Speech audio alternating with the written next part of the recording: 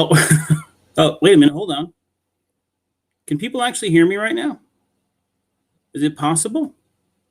No, nothing. Wow. Okay, so I don't know what to tell everybody today. Yes. Oh, wait a minute. You can hear me. I don't know what's going on here. I can talk politics. I could talk business. I could talk finance. I cannot talk how a microphone works and connects to a computer. I don't know why this is so hard. It's just supposed to plug in, but I'm glad that you can all hear me now. We passed a major threshold in the history of this podcast. I pressed whatever button I had to press and actually have a live mic. So I am sorry that we are getting started at 4:19. But there are so many questions and so many emails coming today that I didn't want to walk away from having the discussion about Amazon. First of all, I'll preface this by saying I think Amazon coming is a great thing, primarily because for years that property is owned by the Shapiros. And people have asked before, is that the same Daniel Shapiro who was the head of planning of inland wetlands? No relation. The Shapiros are a different family. Shapiros owned that property next to Clancy's that was stripped down, but no development yet. And they owned this large piece of land across from Walmart. And they've been part of a lot of different conversations about revamping that exit ramp. And part of the plan years ago was to have the exit ramp actually come and hit Commercial Parkway at the top of it, and then take a swap where the exit ramp goes to Commercial Parkway, and we give the current exit ramp to a private developer, to the Shapiros. All these conversations, there was conversations in Hartford. They took Ted Kennedy up there for a conversation once. They went back and forth with the state many times, trying to get funding for this. At one point, developers in the area were going to pay for some things. There's been a lot of plans to fix the pretzel.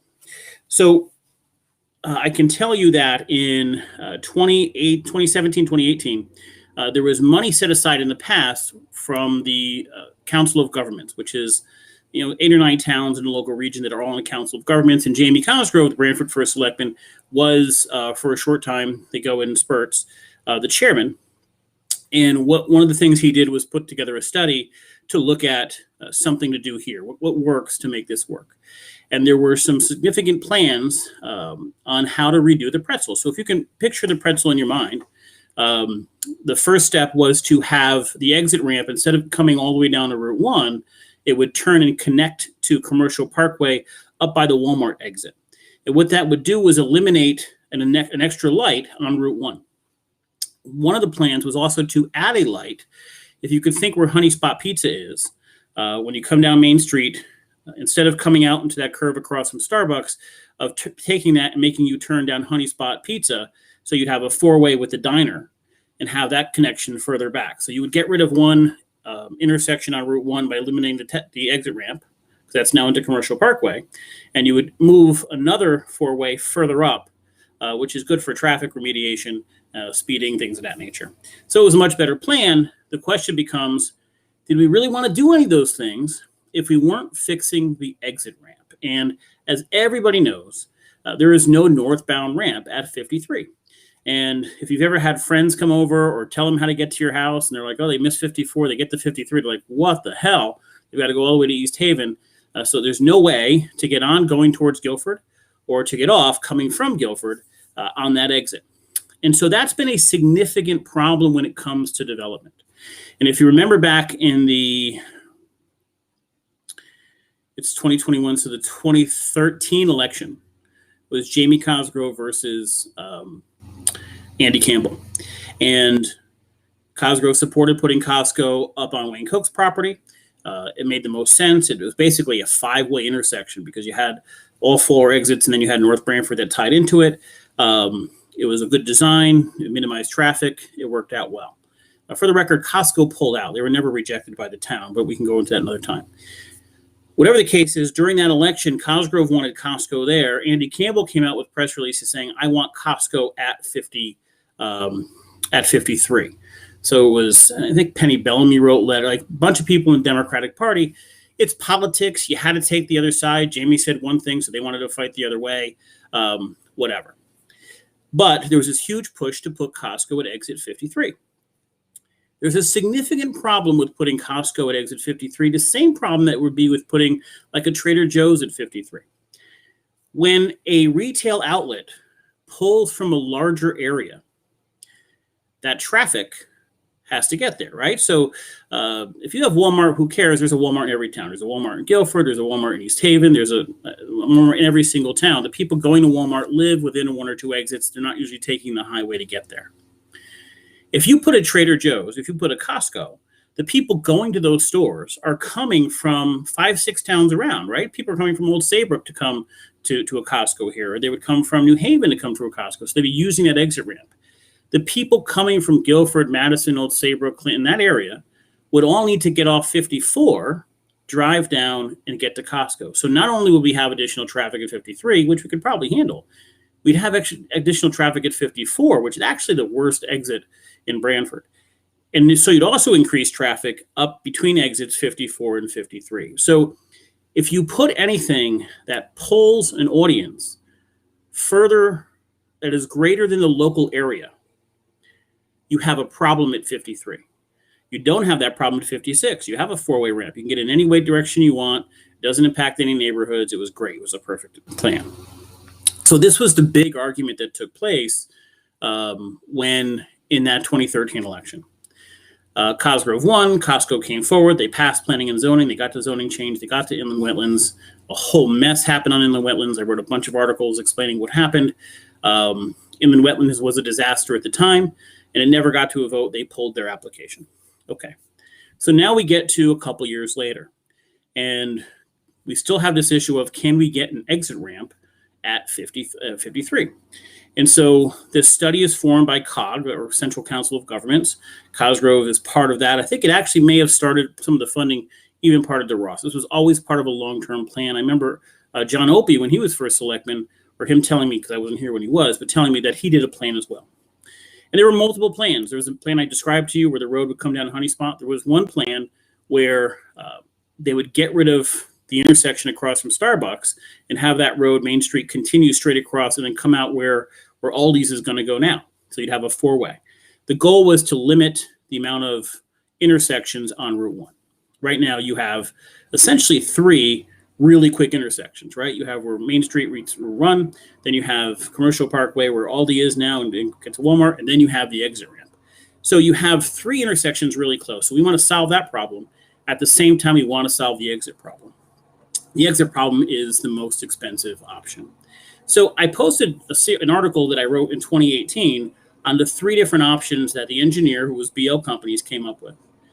And almost everybody wanted the second one. The second one had an overpass to get over there. There had exit ramps all set up, and it had an fixed Route 1. It was great, but it was something like $24 million for part of it, and then another 20 for something else. And it was an expensive project. And now that 20 million or 40 million, whatever it was, will probably be 50 or 60, a little bit more money, no question. So the question was, we wanted to be ready, right? So we now have a plan in place. We can talk to the state about a specific plan that we like. We had a public hearing. People came to the meeting. All the plans were laid out. It was a very productive meeting. And part of this thought process was, you remember when Barack Obama first took office and he passed a very quick stimulus package. And part of that stimulus package was to have things that were, you remember this buzzword, shovel ready, right? We wanted projects that we could put a shovel in the ground, get people working immediately after the huge crash. And the Amtrak bridge was one of those. And we forget quickly, because still, as we talked about Amazon today, all these comments on traffic in the area, traffic at exit's actually very, very good. The Commercial Parkway doesn't get a ton of traffic. There's always a couple cars, but it's not a big deal. There's never a long wait. And that was alleviated when that Amtrak bridge was done. Remember the old days of going under in that tiny little thing? It was crazy. That's gone. So we have forgotten a lot of that. But that exit ramp, and I know this because I go in the morning sometimes and I'm working at 6, 7 o'clock in the morning and I'm working through rush hour. There's never a significant wait through that intersection. The intersection is very, very good. Not the same as 54, which has its issues. So those improvements have made a massive difference. And the thought process, if we can have a plan done, that if another stimulus package comes, another infrastructure package comes, we can be shovel ready. We can be that keyword. And so now the hope is, as we talk infrastructure, that town officials and Chris Murphy and Rosa DeLauro and Scanlon and all these people who have worked with Jamie Cosgrove for a long time can find a way to get and use all those connections to get some money for that exit ramp in this infrastructure bill. So something else happened. We moved forward a couple years to about 2 years ago. And the Shapiros came forward and they said, listen, our property, this is directly across the street from Walmart, is zoned commercial, is zoned for retail. We can get all the retail we want. In the past, Home Depot was approved to go there. They ended up going in East Haven instead. So they came forward and said, we need some help. We can't get anything here. So the commission said, we understand this. Retail is not expanding at the rate they were before. This was pre-COVID, but certainly retail was, the Amazons of the world were taking over. And they adjusted it so that warehouses were approved in this zone. Now, from a warehouse standpoint, there's a lot of warehouses, but primarily the one growing is Amazon. And Amazon came forward today with an application. Now, to those wondering, today was an informal application. Today was not a public hearing. It wasn't planning and zoning. It wasn't inland wetlands. It was not an official hearing by any means. They come forward often to two bodies, which is if it's in the center of town, there's a center revitalization review board. If it's just townwide, they go to economic development. And basically the purpose is to say, listen, here's what we're thinking. What are your thoughts? And so when they when they came forward and said, we want to be on the agenda, they don't come in and say, we want to be Amazon. It says, we have a warehouse club. We want to bring it by you. So there was no public hearing. It wasn't an issue with notice. There was none of those issues. I'm hearing controversies and, it's election season. So conspiracy theories will be born out of midair. There was nothing. This is completely normal. It happens all the time. Sometimes it happens at planning and zoning. If you check the end of agendas at planning and zoning, they'll say, a new proposal coming in, doesn't even get any details. You just got to, go to planning and zoning, ask them, or show up at the meetings. That said, the approval was given to get a warehouse club in there. Amazon has come forward with a plan. They're expecting to come forward next month to an official town request. So now we get to the question of, is this a good idea? So I'm going to open up the map because I want to make sure I see this right. Did I post that? So remember something, that the previous approvals were for Home Depot. And so one of the questions I asked today was, because the first question everybody's going to ask is about traffic. And the answer, I think, was about 25 to 30% of the traffic you're going to get from a Home Depot. It's significantly less, and here's why. Amazon has mastered the art of their traffic flow and productivity. They want to make sure their guys can deliver as much as they can. And to do that, they start after the heavy traffic hours. So their vans, and these are not the giant trucks, these are the vans that go up and you see up and down your street, leave the factory, leave the distribution center at 9:30 in the morning to miss the traffic. When they come out of now Commercial Parkway, they're not all jumping on the highway. Some are Branford, Guilford, some are taking a lot of local roads too. So they're not all going in the same place, they're dispersing. So it doesn't create a huge traffic issue. There are 100 people that work there. They will be in the building on obviously shifts. The important thing to remember about this is a distribution center. The one in North Haven is a sorting center. It's a much, much bigger place. So the size of this one is 98,000 square feet. The one in North Haven is about 700,000 square feet. So this is not the same as we're seeing in North Haven. It's not intrusive in any way. The way they work, what we'll have there is this building of 98,000 square feet and about between 100 and 150 of these large vans. The town will collect taxes on the building and those vans and the equipment inside. So you do have a significant tax revenue. Traffic seems to be mitigated. One, that Amtrak bridge helped a lot, no question.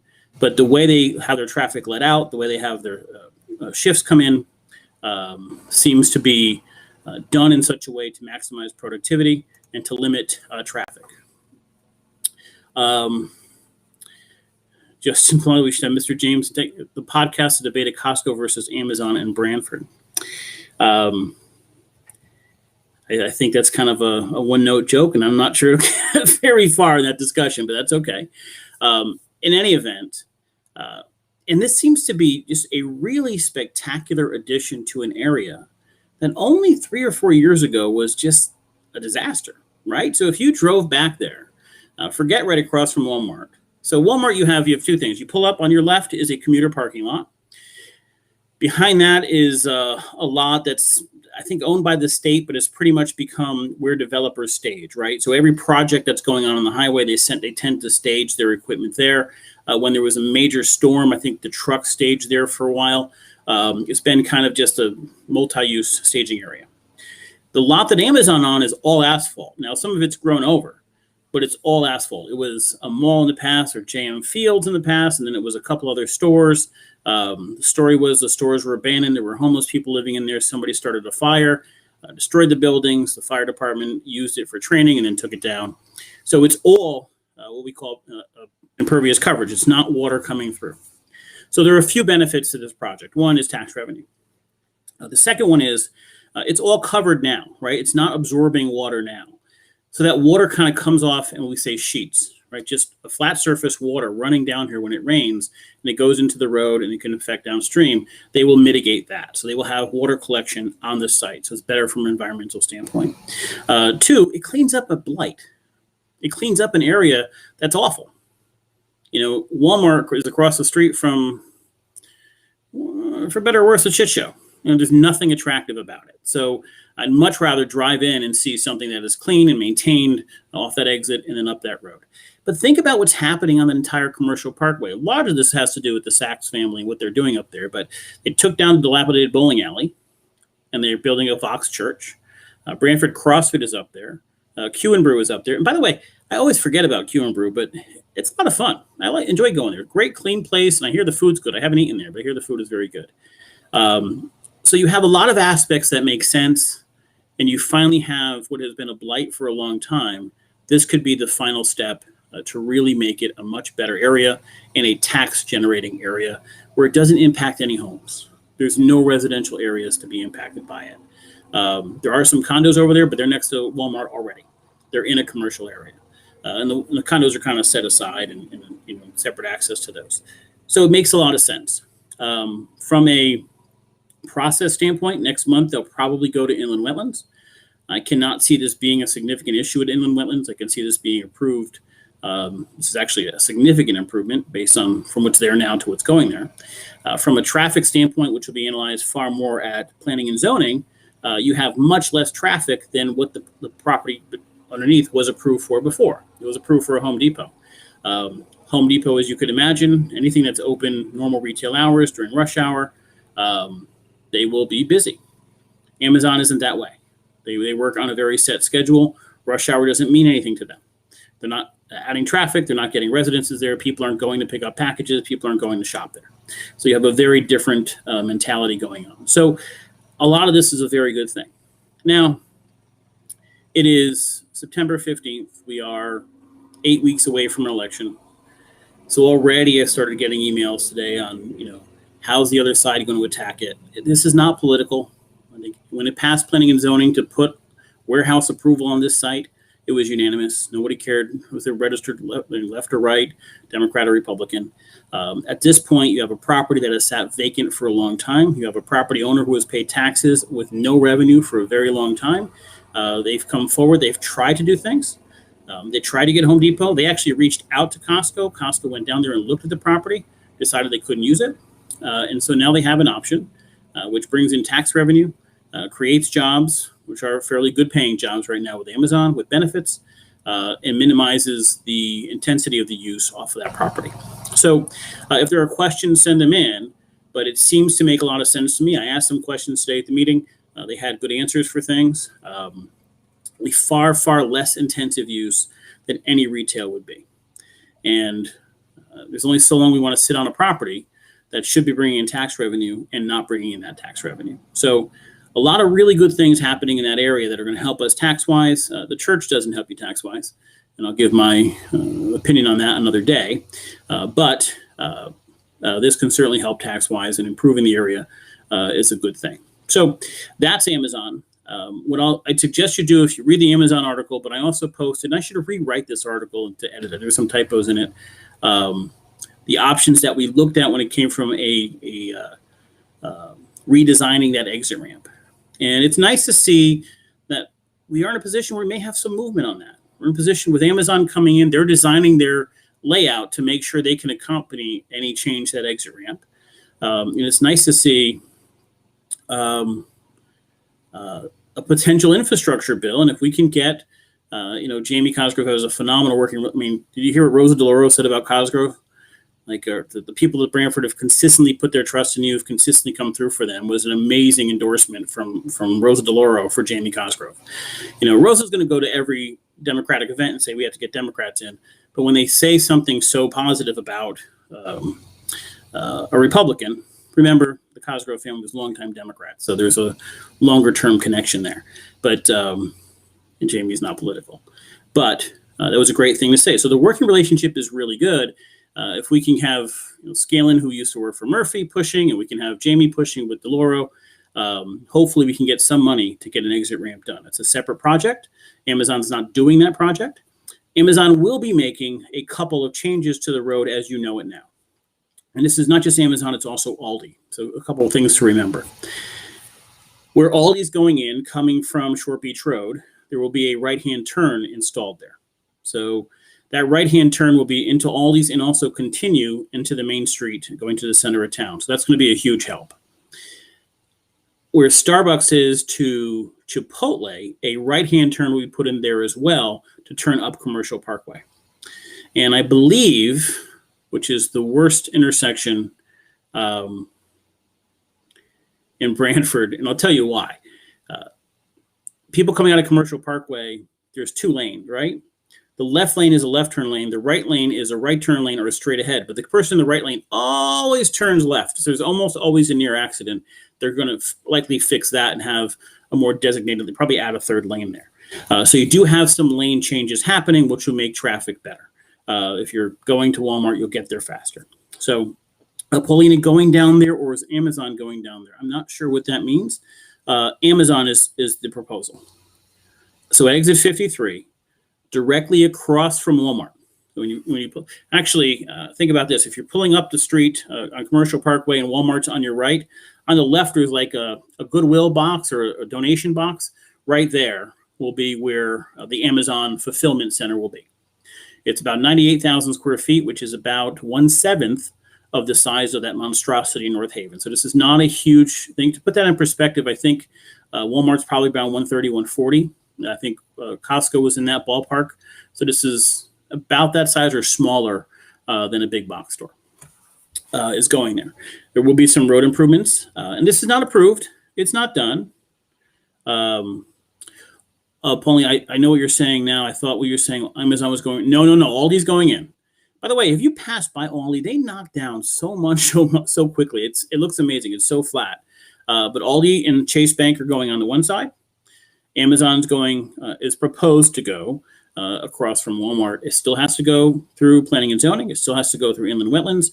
Likely has to have some state approvals because there's changes to state roads. There will be public hearings. There's nothing that's hidden here. There was no secrecy. It's on the Economic Committee agenda because they call and ask, we want to run something by you.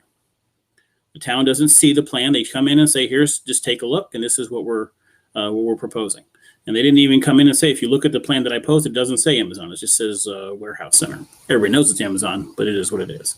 But very quickly we heard, oh my God, secrecy, Cosgrove. That's nonsense. This is a normal process. I've been to a million of these meetings. It happens all the time. So, so that's it. I'm sorry, Kelly, if you recall the opposition, group to Costco always said they would support Costco 53. So if they would have supported Costco, I can't imagine what the argument would be against Amazon. Amazon is probably 25% the impact of a Costco. So the Penny Bellamy's of the world and the hardcore left Democrats should be out there with flags saying Amazon, we can't wait for Amazon. And basically is what it amounts to. It's politics, so hypocrisy reigns, but it's a really good thing to have this. This is a building that doesn't really impact the town much. The traffic is minimal. That's not a lot of cars. If you opened a Costco and had 2,000 cars a day, this one has 100 employees and 150 small of the vans. That's not a lot. This is not significantly impactful when it comes to traffic. So I think it's a good thing. Yes, they did fight like crazy, but that fight had more to do with politics. They were mad at Wayne Cook. They were trying to not let Jamie Cosgrove win. They were going to do and say anything. And we're in election season. So you're going to hear some. Listen, it is 8 weeks before election season.